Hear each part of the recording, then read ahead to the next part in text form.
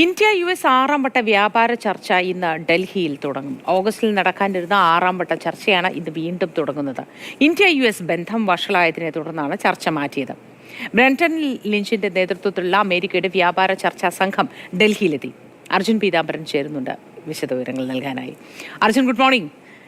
അങ്ങനെ വീണ്ടും ചർച്ചകൾ പുനരാരംഭിക്കുകയാണ്. വിശദമായ വിവരങ്ങൾ എന്തൊക്കെയാണ് ഇതുമായി ബന്ധപ്പെട്ട്? Moti, good morning. ഇരുഭാഗത്തും മഞ്ഞുരുകുമോ എന്നുള്ള കാര്യം തന്നെയാണ് അറിയാനുള്ളത്. പ്രത്യേകിച്ചും അമേരിക്കയുടെ ഭാഗത്തു നിന്നും ട്രംപിന്റെ ഭാഗത്തു നിന്നും ആദ്യം 25% പകരച്ചുങ്കം, പിന്നീട് 25% പിഴച്ചുങ്കം രണ്ടും ഇന്ത്യക്ക് മീതെ ഏർപ്പെടുത്തി. അങ്ങനെയാണ് ഓഗസ്റ്റ് അവസാനം നടക്കേണ്ട ചർച്ച അത് മാറ്റിവെച്ചത്. എന്തായാലും ഇന്ന് ചർച്ച വീണ്ടും ആരംഭിക്കുന്നു. ബ്രണ്ടൻ ലിഞ്ചാണ് അമേരിക്കയുടെ ഭാഗത്തു നിന്നും അവരുടെ സംഘത്തിന്റെ തലവനായി എത്തിയിരിക്കുന്നത്. ഇന്ത്യയുടെ ഭാഗത്തു നിന്നും കൊമേഴ്സ് സ്പെഷ്യൽ സെക്രട്ടറി ആയിട്ടുള്ള രാജേഷ് അഗർവാളാണ് ഈ ചർച്ചകൾക്കെല്ലാം തന്നെ നേതൃത്വം നൽകാൻ പോകുന്നത്. ഏറ്റവും പ്രധാനമായി അറിയാനുള്ളത് ഇന്ത്യയുടെ നിലപാട്. അതായത് ഒന്ന്, ഈ റഷ്യയുടെ ഭാഗത്തു നിന്നും എണ്ണ വാങ്ങുന്നത് തുടരുമെന്നുള്ള കാര്യം. രണ്ടാമത്തേത്, കർഷകരുടെ താല്പര്യങ്ങളിൽ യാതൊരു വിട്ടുവീഴ്ചയും ഉണ്ടാകില്ല എന്നുള്ള കാര്യമാണ്. ഈ കാർഷിക ഉൽപ്പന്നങ്ങളും അതുപോലെ തന്നെ ക്ഷീര മാർക്കറ്റും അത് രണ്ടും തുറന്നു കൊടുക്കണമെന്നാണ് അമേരിക്കയുടെ ആവശ്യം. പ്രത്യേകിച്ചും ഇന്ത്യ ഈ ചോളം, അതുപോലെ പാല് തുടങ്ങിയിട്ടുള്ള കാര്യങ്ങളെല്ലാം ഇറക്കുമതി ചെയ്യണമെന്നുള്ള കാര്യം അവരുടെ സംഘം അവരാവശ്യപ്പെടുന്നു. പക്ഷെ നമ്മൾ നമ്മുടെ കർഷകരുടെ താല്പര്യങ്ങൾ സംരക്ഷിക്കും, കർഷകരെ ഭീഷണിയിലാക്കിയിട്ട് അല്ലെങ്കിൽ അവരെ പ്രശ്നത്തിലാക്കിയിട്ട് ഒരു തരത്തിലും മുന്നോട്ട് പോകില്ല എന്നുള്ള കാര്യം നമ്മളും വ്യക്തമാക്കിയിരിക്കുന്നു. അപ്പോൾ ഈ കാര്യങ്ങൾ തടസ്സമായി നിൽക്കുന്ന സമയത്ത് ഇന്ത്യയുടെയും അമേരിക്കയുടെയും ഭാഗത്തു നിന്നും മഞ്ഞുരുകുമോ എന്നുള്ള കാര്യം തന്നെയാണ് അറിയാനുള്ളത്.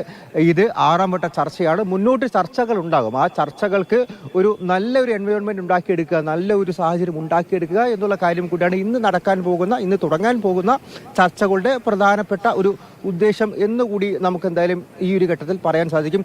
ഇരുഭാഗത്തു നിന്നും ഒരു സ്വതന്ത്ര വ്യാപാര കരാർ ഉണ്ടാക്കിയെടുക്കുക എന്നുള്ള കാര്യം തന്നെയാണ് ഇന്ത്യയും അമേരിക്കയും ഉദ്ദേശിക്കുന്ന കാര്യം. പ്രത്യേകിച്ചും നവംബറിൽ അമേരിക്കയിൽ അവിടെ സോയാബീനിന്റെ കൃഷി അത് വിളവെടുപ്പ് ആരംഭിക്കാൻ പോകുന്നു. വിളവെടുത്ത് കഴിഞ്ഞിട്ടുള്ള ചോളം കെട്ടിക്കിടക്കുന്നു.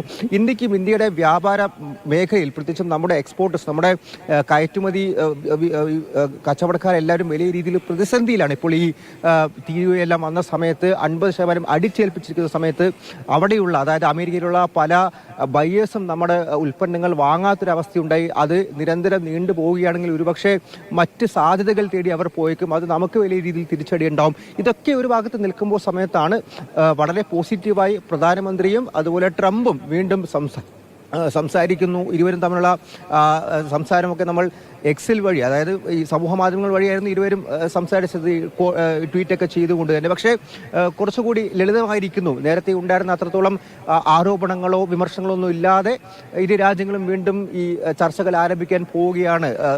സൗഹൃദം ഇപ്പോഴും ഉണ്ട് എന്നുള്ള തരത്തിലൊക്കെ വീണ്ടും ഈ സംഭാഷണങ്ങൾ ആരംഭിച്ചതിന് പിന്നാലെ നമ്മുടെ ആളുകളും വലിയ രീതിയിലുള്ള ഒരു ആത്മവിശ്വാസത്തിലാണ് ഇപ്പോൾ ഉള്ളത്. അതെല്ലാം തന്നെ പോസിറ്റീവായി മാറുമോ എന്നുള്ള കാര്യമാണ് അറിയാനുള്ളത്. എന്തായാലും ഇന്ത്യൻ സംഘവും അമേരിക്കൻ സംഘവും വളരെ പോസിറ്റീവായിട്ടുള്ള ഒരു ചർച്ചയിലേക്ക് തന്നെയാണ് ഇപ്പോൾ ഉറ്റുനോക്കുന്നത്. അത് അങ്ങനെ തന്നെ പോകുമെന്നാണ് ഇപ്പോൾ കരുതപ്പെടുന്നത്.